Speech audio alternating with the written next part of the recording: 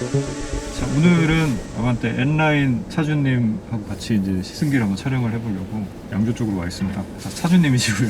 시승기 촬영하기 전에 일단 만나가지고 조금 돌면서 차의 느낌이 어떤지 제가 간단하게 한번 알아봤습니다. 그래서 차주님 먼저 운전 한번 해보시고, 또 수동 운전을 시작하신 지가 지금 얼마 안 되신 거죠? 3개월 이제 좀 안 됐습니다. 네, 얼마 안 되셔가지고 또 궁금하신 점들 이런 거 제가 간단하게 한번 봐드리고, 지금 다시 이제 교체해서 시트 포지션을 봐드렸기 때문에 운전하실 때 느낌이 어떤지를 한번 보고, 그 다음에 제가 시승하면서 느낌 간단하게 전달해드리는 걸로 한번 마무리를 해보겠습니다. 출발해볼까요? 예, 제가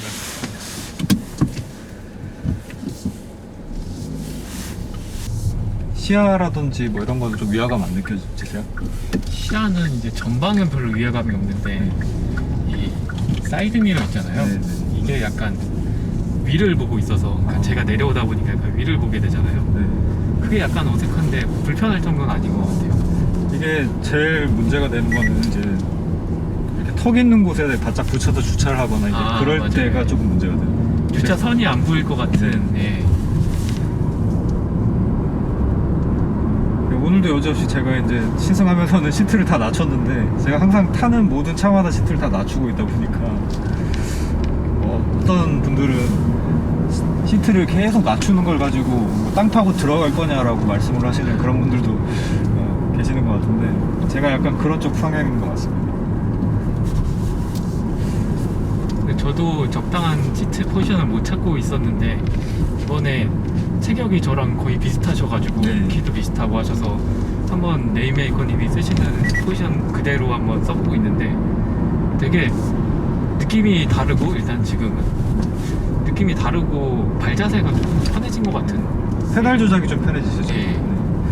그러니까 확실히 수동 운전할 때는 시트가 높은 것보다는 낮은 게 발목 움직임도 그렇고 좀 편한 측면이 있긴 있더라고요. 좀 느껴지는 단점은 좀 핸들이 좀 위로 올라가 있는 느낌이에요. 장거리 운전하면 약간 피곤할 수도 있을 것 같아요. 네. 좀 당겨지면 더 당겨지면 괜찮을 수도 있는데. 맞아요. 이게 핸들을 최대한 당겼는데 많이 안 당겨지더라고요. 변화폭이 그렇게 크지가 않더라고요. 근데 또 86 같은 경우에는 이것보다도 더 안 당겨지더라고요.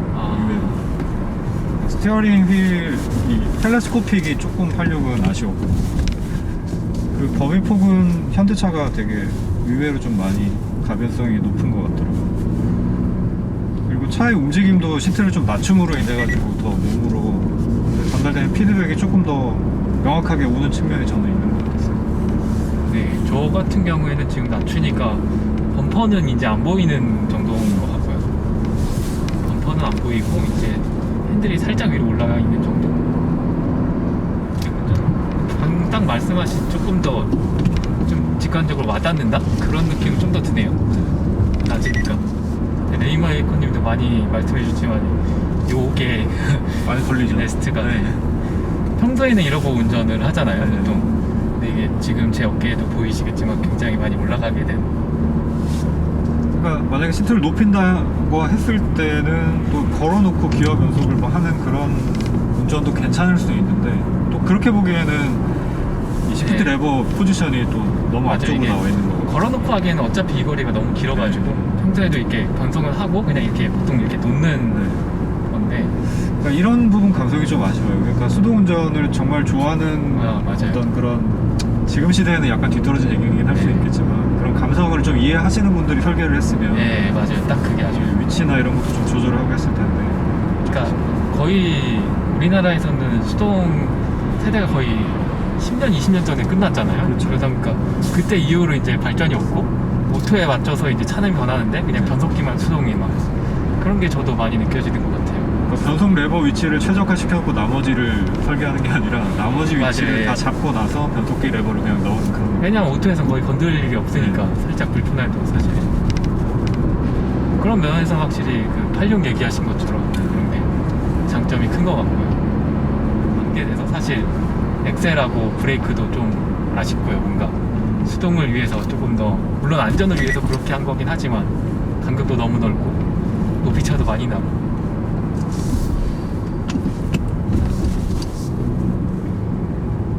제가 AD 카페를 봤는데 거기 계신 분은 직접 페달을 만들고 계시더라고요. 페달을 맞는다고? 좀 두껍게 좀 옆으로 튀어나오게 이렇게, 그러니까 좀 힐앤토에 좀 편한 포지션을 잡으시려고. 그러니까 대부분 힐앤토가 페달 어떤 형태로 인해서 잘 안 된다 하시는 분들은 불만사항이 일단 브레이크 페달이 좀 많이 위로 올라와 있다 이거 하나랑 네, 높이 차랑 간격. 악셀 페달하고 거리가 너무 멀다 뭐 이런 부분들. 맞아요. 근데 오늘 방금 연습하면서 느꼈지만 레인메이커님은 이런 거랑 상관없게 힐앤토를 하십니다. 그리고 되게 재밌는 사실을 발견을 했는데 이제 차주분이 말씀해 주셔가지고 제가 알게 됐는데, 제가 종아리 근육이 좀 유연한 편인가 봐요. 그러니까 발목의 가동 범위가 네. 조금 더 넓은 것 같아요. 그러니까 이게 높이 차가 많이 나다 보니까 그 뒤꿈치로 이렇게 악셀을 치려면 이게 많이 꺾일수록 유리한데, 제가 방금 너무 궁금해서 레인메이커님께 요청을 드려봤는데 저보다 훨씬 많이 꺾이시더라고요. 그래서 여러분 힐앤토 잘 하시고 싶으시면은 종아리 근육 스트레칭을 많이 하시면 됩니다. 효과가 있는 것 같아요. 그래서 잠깐 해봤는데 조금 늘어난 것 같은 느낌이 들어요. 그래서 저는 약간 앞에 있는 옆날로 이렇게 하고 있었는데 발목이 잘 안 깎여가지고. 근데 오늘 레인메이커님 하시는 거 보니까 그 자세가 너무 안정적이더라고요. 브레이크가 이제 딱 자세를 잡고 있으면서도 악셀이 뒤로만 이렇게 밟히는. 그래서 발목을 열심히 훈련을 해가지고 레인메이커처럼 하는 게 맞지 않나 이런 생각도 들고요. 제가 좀 분석을 당한 것 같습니다. 사실 잘 타신 분은 어떻게 타시나가 제 오늘 주요 목표였기 때문에. 뭐 제가 이제 이따 시승하면서 뭐 자세하게 느낌을 말씀드리겠지만, 그러니까 잠깐 몇 바퀴 이렇게 돌아봤을 때는 그 예전에 제가 이제 노멀 CVT 미션 달려있는 노멀 모델을 이제 타봤을 때 이게 느꼈던 하체 감각에서 조금 더 뭐 롤이나 피칭 이런데 버티는 능력이 좀 더 좋아졌고, 출력이 올라간 만큼 아무래도 좀 그런 부분이 강화가 된 거죠. 하체가 좀 강화가 된 부분이 느껴졌고, 그 다음에 차이점이 그 1.6 같은 경우에는 뒤가 아마 토션빔이었을 텐데, 네, 이거는 지금 멀티링크로 바뀌어가지고 뒤쪽이 조금 더 잘 잡아주는 것 같은 느낌. 그 다음에 이제 어떤 요철에 반응하는 게 토션빔보다 덜 튀는 느낌 같은 게 조금 있었고, 이제 그럼에도 불구하고 하체는 약간 단단한 느낌이다 보니까 좀 단단한 승차감이 확실히 있긴 있어요. 노멀에 비해서 좀 단단해진 느낌이, 그런 느낌들이 있어요. 하체 감각이 저는 좀 많이 느껴졌고, 그리고 또 인상적이었던 거는 뭐 아무래도 타이어 사이즈나 휠 사이즈가 다르니까 당연한 부분인데, 원래도 이제 차가 가지고 있는 한계가 좀 높은 느낌이 들었는데 지금 이제 한계가 한층 더 높아진 느낌이 들어요. 지금 이제 타이어 사이즈가 18인치에 편편비가 아까 45R이었나 그래요. 폭이 235mm짜리 타이어가 꽂혀 있거든요.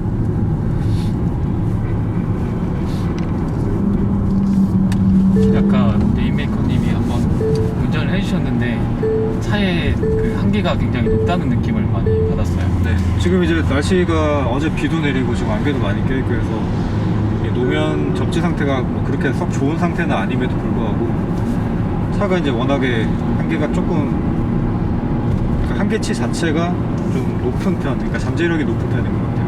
높다 보니까 이 타이어 스키드움 듣는 것 자체도 그렇게 쉽지는 않은데, 스키드움이 나도 앞쪽에서만 난다기보다는 중간쯤이나, 그러니까 전체적으로 미끄러지거나 어떨 때는 뒤쪽에서 약간 들리는 걸로 봐서는 이게 정말 뉴트럴에 가깝게 잘 조율이 돼 있는 것 같다라는 느낌이 들었습니다. 오늘 레인메이커님 타시는 거 보고 느낀 점이 제 생각보다 훨씬 차가 잘 버텨져서 재밌게, 그러니까 제가 좀 더 과감하게 타도 괜찮겠다라는 느낌을 많이 받았어요. 우리 같은 보통 사람들이 생각이 하는 것보다는 차가 그래도 요즘 차들은 한계치가 높다라는 네. 것을 느끼실 수 있었죠. 사실 일상 중에서는 이렇게 몸이 조금만 쏠려도 옆에 사람들이 불편해하고, 그렇죠. 운전자도 보통 그렇게 잘 운전을 안 하잖아요. 몸이 쏠릴 정도. 근데 아까 전에 연습할 때 약간 쏠릴 정도로 레인메이커님이 핸들링을 하셨는데도 아직 차가 어떻게, 자세가 어떻게 되겠다 이런 느낌이 전혀 안 들더라고요. 벨로스타인이나 뭐 스팅어 이런 거 개발하신 그 서스펜션 담당하시는 분이 계시거든요, 현대차에. 근데 그분이 말씀하신 게 이제 스로틀 스티어링이라는 말씀을 하시는 게 있어요. 그러니까 재밌는 차가 되냐 마냐의 조건 중에 중요한 게 스로틀 스티어링이라는 얘기인데, 이 차로 타고 직진하시는 거예요. 그러니까 이 스로틀 스티어링이라는 게 이제 악셀을 더하거나 뺨에 따라서 차가 코너 안쪽을 좀 말고 들어갈 수 있느냐 뭐 아니냐 이런 거동을 만들 수 있는 부분을 얘기를 하는 건데, 그 부분이 이 차에서 좀 어느 정도는 구현이 되고 있는 것 같아서 되게 기분 좋게 운전을 할 수 있었습니다. 그러니까 코너링 중에도 이제 악셀을 약간 풀면 엔진 브레이크 걸리면서 약간 안쪽으로 좀 말 수 있고 뭐 그런 거동 조절이 좀 되기 때문에 그게 이제 스포츠 주행에는 좀 재미를 부여하는 중요한 요소라고 생각을 합니다. 이게 그런 거를 다 느낄 수 있을수록 재밌을 것 같아요. 저는 그걸로 이론적으로 안 몸으로 못 느끼니까. 아까 전에 연습할 때도 레이메이커님이 이게 약간 뒤쪽으로 그 미끌림이 느껴진다 앞보다는 이런 걸 말씀하시는데 사실 느끼질 못해가지고. 여기서 말씀드리는 거는 뭐 요가 느껴질 정도 이런 거 말씀드리는 게 아니라 그냥 뒤쪽 타이어에서 소리가 먼저 나기 시작했다 이제 그런 부분들을 말씀드립니다. 그러니까 요가 느껴질 정도가 되면 뒤가 돌아가야지 이제 느껴지는 거고.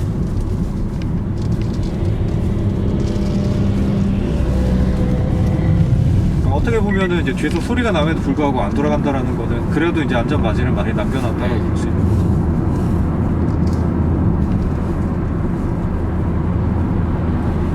그래도 안개가 아까보다는 많이 가셨네요.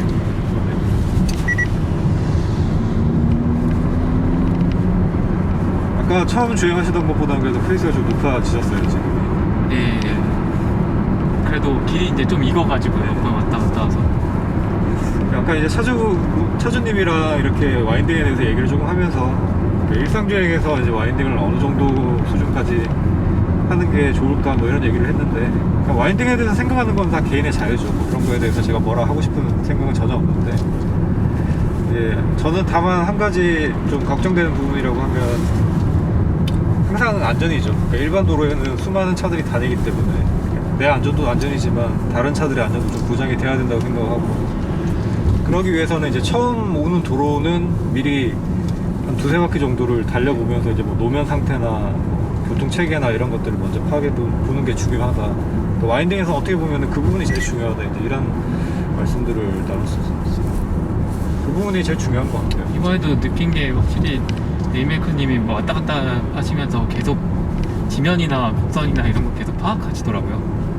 그렇게 정말 안전하게 탈 수 있다는 생각이 많이 들었어요. 그래서 이게 우리가 이제 좀 빡세게 타다 보면은 또 도를 넘는 분들 때문에 재밌는 코스인데 방지턱이 많이 생기거나 또 경찰분들이 막 와가지고 단속을 하거나 이제 이런 경우들이 그래서 돌까요? 네. 일반 도로에서는 그런 부분을 적당히 타협을 하시면서 가시면 좋을 것 같아요. 지금 아까 처음 운전하실 때랑 차이점이 이제 악셀을 밟으시는데 조금 더 과감하게 밟으시는 네, 느낌이 좀 맞아요. 있어요. 네. 그러니까 그럼으로 인해서 저단에서 이제 덜컹거림이 약간 줄어드는 측면도 있거든요. 제가 오늘 많이 배운 게, 저는 이 차 전에는 그냥 정말 이동 용도로 오토타만 타다 보니까 RPM 높은 거에 대한 그 두려움 이런 게 되게 많았거든요. 근데 오늘 레이메이커님 만나면서 RPM이 높아도 그게 엔진이 고장나는 것도 아니고 우리가 가는 것도 아니고 충분히 필요에 따라 높게 쓸 수 있다는 걸 많이 알려주셔가지고 그 부담감이 좀 많이 없어진 것 같아요. 그리고 이제 그 타코미터에 아까 오일 온 표시가 나오잖아요. 네. 근데 적정 온도 수준으로 안 넘어, 그 정도로 타도 안 넘어가기 때문에 제가 생각이 그래요. 그러니까 일반 도로에서는 어지간하게 정말 극한으로 타지 않으면 뭐 오일온이나 수온이 막 이렇게 차가 문제가 생길 정도로 올라가진 않을 것 같아요. 네. 그리고 극한으로 타기에는 스스로가 쫄려가지고 그러지 네. 못할 것 같아요. 정말 간이 막 이렇게 남들보다 2배 이상 크신 분 아니면 맞아요. 그러니까 사람이 느끼는 것보다 차의 한계가 더 높다는 걸 오늘 알아가지고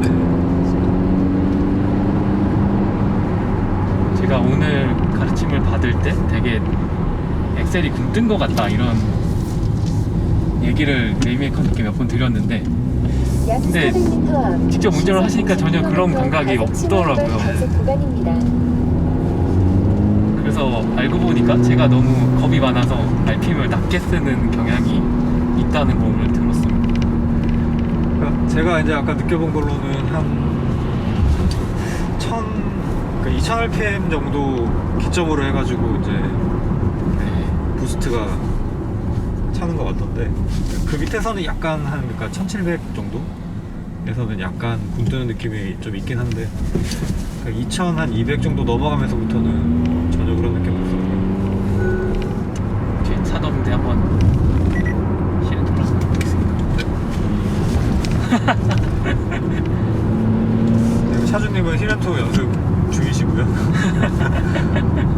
페달도 약간 지금 튜닝을 하셨는데 이게 높낮이는 차이가 없는 거죠? 네, 면적만 높낮이에는 영향이 없고요. 그냥 넓이만 좀 키웠습니다. 간격이 넓어서. 되게 좀 의아했었던 게 지금 이 DCT 모델, 그러니까 자동 변속기 모델 같은 경우에 N라인은 그 드라이브 모드 변화할 수 있는 버튼이 저쪽에 달려 있는데 네. 지금 수동 모델은 그게 없더라고요. 그게 조금 의아한 부분이고 벨로스터 같은 경우에는 벨로스터 M 같은 경우에는 수동임에도 드라이브 모드 선택하는 버튼이 있어가지고 그러니까 스로틀 반응이 예민함이 달라지는데 지금 뭐 N라인 같은 경우에는 그게 없더라고요.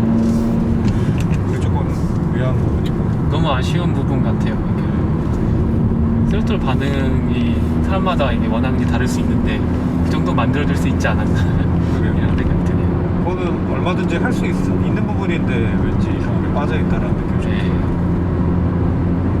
그래서 그런 부분을 빼고 보자면 이제 사실 뭐 예민하다 할 수 있는 반응이 아니긴 한데 그렇다고 뭐 답답하다, 뭐 무기다 뭐 이 정도의 반응은 또 아닌 것 같습니다. 그리고 시트 포지션은 이제 제가 벨로스타 N을 탈 때는 차가 보여주는 어떤 그런 낮은 포지션에 비해서는 시트가 좀 높은 느낌이다 이제 그런 얘기를 했었는데 지금 아반떼 같은 경우에 노멀 모델도 그냥 차고가 되게 낮은 느낌이 좀 확실히 들거든요. 다른 일반적인 세단들에 비해서. 네. 근데 N라인은 그거보다 조금 더 낮은 느낌이고 그 정도에서 그냥 기대할 수 있는 시트 포지션인 것 같아요. 너무 높다 느낌은 아니고. 일반보다도 낫다고 느낀 게 네. 예전에 차가 SM3였는데 네네. 그 집에 있는 약간 언덕이 좀 심한 데가 있어요. 네. 거기를 그냥 평소에 아무 생각 없이 내려왔는데 이 차를 이탈 타고 한번 갔는데 앞이 그대로 긁히더라고요. 아, 네. 그럴 수 일반 세단보다 약간 더 낮은 건 네. 맞는 것 같아요. 차가 이제 확실히 낮으면은 뭐 고속 안정성이나 뭐 운동 성능이 좀 좋아질 여지는 있지만 이제 그런 일상생활에서 좀 불편한 예. 부분이 있죠. 벨로스타인이 지금 아마 이거보다 앞이 좀 더 낮을 거예요.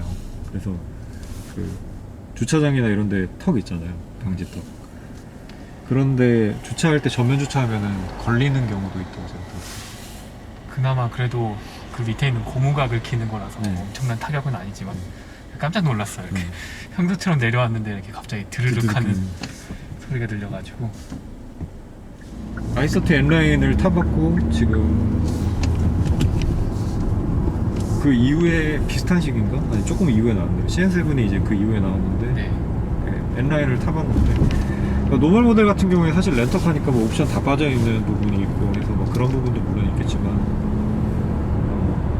그 아이서트 N라인이랑 비교를 해봐도 일단 제일 느껴지는 부분은 실내가 실제로도 넓은 것 같고 예, 진짜 저거 예전 SM3하고 비교하면 완전 다른 차 정도로 넓어요. 네, 실내가 진짜 뭐 준준형이라고 보기에는 거의 중형이라고 느껴질 정도로 네. 넓은 것 같고 이렇게 또 가로 배치된 뭐 이런 선들이나 이런 것 때문에 더 시야 눈으로 보기에도 더 넓어 보이는 느낌이 확실히 있는 것 같습니다. 변속해 보면은 옆 사람이랑 팔이 부딪히는 경우들이 종종 생기거든요. 뭐 아이서트 정도에서는. 예. 근데 여기는 이게 그럴 일이 완전 거의 이게 없기도 분리가 돼 있어가지고 이게 분리가 돼 있어요. 사람마다 되게 호불호가 갈리는 디자인인데요. 그러니까 이게 정말 좋은 게 뭐 이니셜 D 보셨으니까 아시겠지만 코너 공략할 아, 때 딱 맞아요, 맞아요. 버티기로 정말 좋습니다. 이게. 그 카페에서 우스갯소리로 그런 얘기 되게 많았어요. 이게 살려고 만들어 놓은 네. 거다. 그리고 솔직히 운전자 입장에서 사실 좋아요. 이게 뭔가 특히 수동 변속기는 여기가 뭔가 나만의 공간인 느낌이 들면 좋잖아요. 네. 이게 딱 바꿔줘서 좋은 것 같아요. 다 좋은데 이제 한 가지는 좀 불편할 수 있을 법한 부분이 이제 간혹 좁은데 주차하다 보면은 운전석으로 못 타고 이제 이쪽으로 타야 되는 경우들이 저는 좀 아, 맞아요. 한 번 그래봤는데 정말 불편해요. 네, 그럴 때는 네, 좀 맞아요. 그리고 시야는 전면도 그렇고 후면도 그렇고 이제 이 윈도우가 좀 많이 눕혀 있는 형상이다 보니까 후면이 특히 그런 것 같아요. 네, 시야가 막 완전 좋다까지는 얘기하기 좀 힘들 것 같고, 근데 또 창이 옆으로 워낙에 넓고, 이게 제가 노멀 모델 타봤을 때도 느낀 부분이지만 시트를 되게 많이 낮춰도 본넷의 끝 언저리는 좀 보인다라는 거, 그게 되게 좀 신기했어요. 전면 시야나 이게 측면은 전 다 SM3 예전 거와 비교해 다 괜찮은 것 같은데, 단지 후면만 거울 각도 때문에, 유리 각도 때문에. 그리고 여기도 지금 다른 차들은 보통 이렇게 평행하거나 뭐 이런 식인데, 이건 좀 내려가는 구조로 돼 있다 보니까 더 넓어 보이는 느낌 좀. 특히 예전 차랑 딱 비교하면은 예전 차 SM3는 딱 여기가 이렇게 깎여 있었거든요. 그래서 제가 보조석에 타면 항상 왼쪽 무릎이 닿고 이랬는데, 그건 진짜 좋은 것 같아요.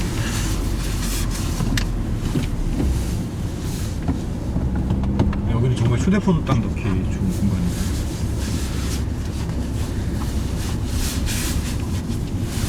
뭐 외관이라든지 뭐 아니면은 뭐 실내 뭐 인테리어라든가 이런 거는 뭐 다른 미디어들에서 시승기 워낙에 많이 했기 때문에 그런 것들 참고해서 보시면 되겠고, 그냥 수동이 사실 미디어에서 수동 시승기를 한 거는 일단 저는 못 봤어요. 예, 못 봤기 때문에. 저도 맨날 항상 유의 깊게 보고 있는데 시승기는 없고 그냥 저 같은 똑같은 차주분이 올리신 몇 개 영상만 있는 걸로 알고 있어요.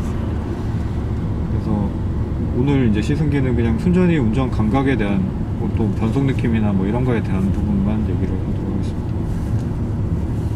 지금 이제 주행거리가 한 3,000km 좀 3,600 네. 정도 이제 되셨는데, 이제 아직 오일은 교체 안 하신 상태고, 변속기 조작할 때 느낌은 이제 벨로스타인하고 좀 비슷한 느낌인데 그것보다는 좀 덜 뻑뻑한 이제 느낌이었고, 특별히 특정단이 뭐 걸린다던가 뭐 그런 거는 없었습니다. 그게 보통 신차 상태에서 뻑뻑한가요? 신차 상태라서 조금 더 뻑뻑하긴 했었던 것 같아요. 제가 벨로스터 제일 처음 시승기를 했을 때 이제 협찬받았었던 차가 그 차도 주행거리가 한 3,000 하여튼 5,000 안 됐었던 차였던 걸로 기억을 하거든요. 기본적으로 이게 더 부드럽긴 하나 보네요. 네. 근데 그때는 정말 되게 뻑뻑했었고, 변속이. 이제 그래서 원래 이런 건가 이제 이렇게 생각을 하고 있었는데, 그 이후에 이제 다른 벨로스터 N을 타봤을 때는, 다른 벨로스터 N을 타봤을 때는 그 정도는 아니더라고요. 이게 길들이기가 끝나면 조금 더 그리고 이게 부드러워지고, 차마다도 약간 차이가 있죠. 그러니까 차 같은 모델이라도 좀 편차가 있는 것 같아요. 근데 그거는 이제 이 운행하시는 분이 또 어떻게 타셨는지에 따라서도 좀 편차가 생길 수 있는 부분이 있어요. 사실 처음에 신차 길들이기를 열심히 하려고 했었는데 이게 수동 초보니까 그것까지 같이 컨트롤이 안 되는 거예요. 2,000 안 넘기고 싶지만 내 마음대로 아무 때나 변속할 수 있는 상황이 아니라서 그래서 약간 처음에 무리가 좀 갔으려나 이런 생각도 들고. 근데 뭐 그 길들이기라는 게 너무 보수적으로는 생각을 안 하셔도 될 게, 그 2,000만 원 만약에 써야 된다 그러면은 일반 도로에서 운전을 그죠, 완전 제대로 하기가 답답하게. 힘들죠. 그러니까 이제 뭐 갑자기 풀악셀을 한다든지 뭐 급브레이크를 막 한다든가, 근데 그런 것들이 길들이기 하면 안 될 대표적인 것들일 것 같고요, 제 생각에. 그런 건 애초에 초보라서 하지 않았으니까. 네. 그냥 부드럽게 RPM 조금 올린다던가 그런 것들은 상관없다고. 브레이크도 이제 패드 교체나 뭐 디스크 교체를 했을 때 길들이기를 한다라는 게 아까도 잠깐 말씀드렸지만, 뭐 100에서 50km까지 좀 강하게 밟아서 감속한다던가 이런 식으로 패드를 이제 디스크 로터에 코팅하는 작업들을 하는 걸 길들이기라고 하거든요. 이제 그러려면은 뭐 어느 정도는 강한 브레이킹이 필요한 거니까.